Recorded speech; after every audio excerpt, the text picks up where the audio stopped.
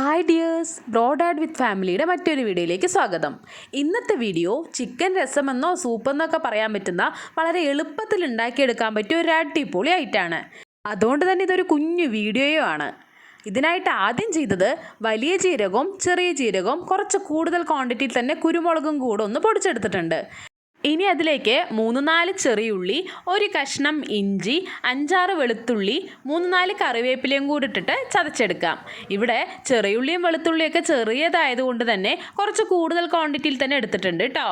ഇനി ചെയ്യാനുള്ളത് ഒരു കുക്കർ എടുത്തിട്ട് അതിനകത്തേക്ക് 3-4 കഷ്ണം ചിക്കൻ പീസ് ഇട്ട് കൊടുക്കുന്നുണ്ട്. വലിയ കഷ്ണങ്ങളായിട്ട് എല്ലുള്ള പീസ് തന്നെയാണ് കേട്ടോ ആഡ് ചെയ്യുന്നത്.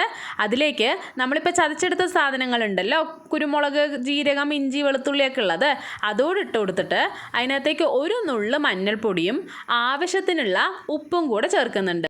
ഒരു തക്കാളി കൂടെ മുറിച്ചിട്ട് കൊടുത്ത ശേഷം അതിലേക്ക് വളരെ കൂടുതൽ ക്വാണ്ടിറ്റിയിൽ തന്നെ വെള്ളം ഒഴിച്ചു കൊടുക്കുന്നുണ്ട്. ഈ രസം സൂപ്പായിട്ട് കുടിക്കാനും ചോറിൻ്റെ കൂട്ടത്തിലോ പലഹാരങ്ങളുടെ കൂട്ടത്തിലൊക്കെ കഴിക്കാനൊക്കെ അടിപൊളിയാണ്.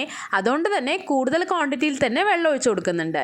ഇനി നമുക്ക് കുക്കറിനകത്ത് 2 വിസിൽ വരാനായിട്ട് വെയിറ്റ് ചെയ്യാം. നമ്മൾ ഈ ചിക്കൻ രസം ഉണ്ടാക്കുമ്പോൾ സൂപ്പായിട്ട് കുടിക്കാറുമുണ്ട്, അതുപോലെ തന്നെ ചോറിലൊക്കെ ഒഴിച്ച് കഴിക്കാറുമുണ്ട്. അതുകൊണ്ട് തന്നെയാണ് കൂടുതൽ ക്വാണ്ടിറ്റിയിൽ തന്നെ വെള്ളം ഒഴിച്ചു കൊടുത്തിരിക്കുന്നത് കേട്ടോ. കുക്കറിനകത്ത് 2 വിസിൽ വന്ന് കഴിയുമ്പോൾ ഓഫ് ചെയ്യണേ.